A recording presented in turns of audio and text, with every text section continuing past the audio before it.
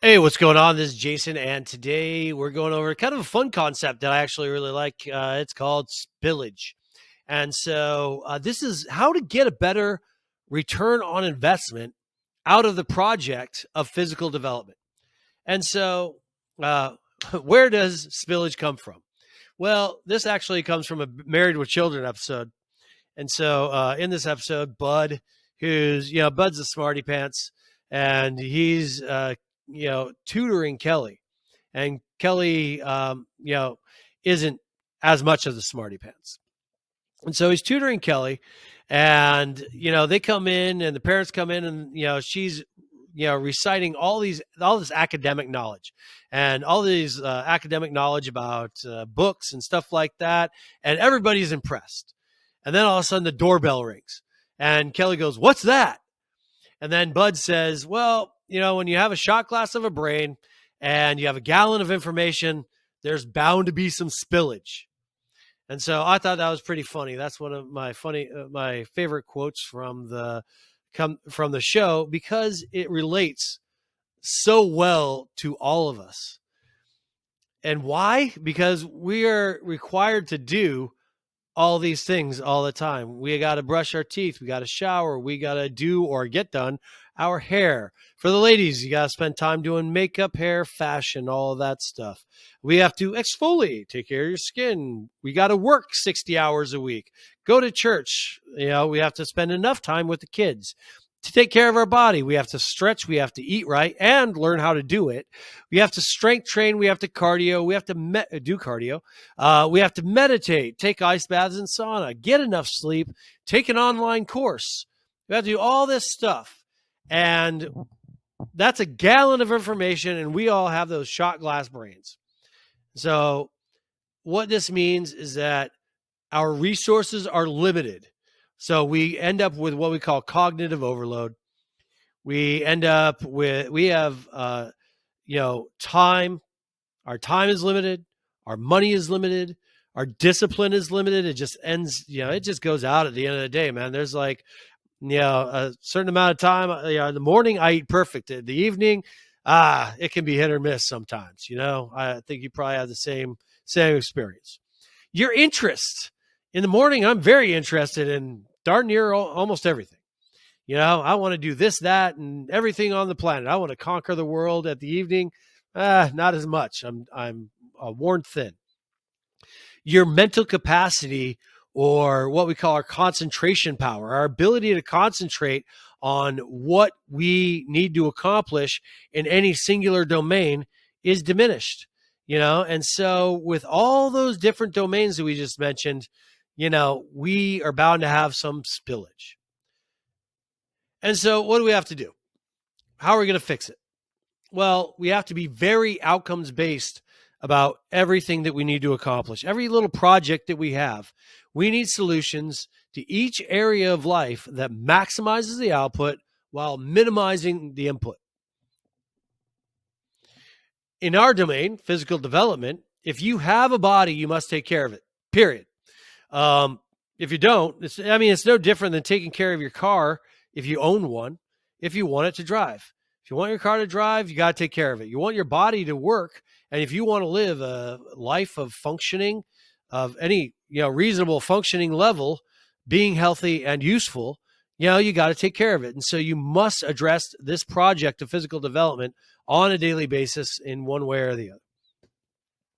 And so the current requirement for that is to, if we, our PETA factor, I like to call it PETA because it's a pain in the ass. It's a pain in the ass to take care of your body. We have to recognize that right away. We have to go. It's not always fun to drive to the gym, to find a parking spot, to deal with the entry fee and with the employees at the front door and the locker rooms and the other members, and finding a space in the yoga room if that's what you're going to, or or if you're going to a CrossFit class or something like that. It's not always fun. If you go into the big box gym, you got to find the open equipment. You're looking around the gym. Where's the treadmill? Where's the bench? Where's the rack that's open?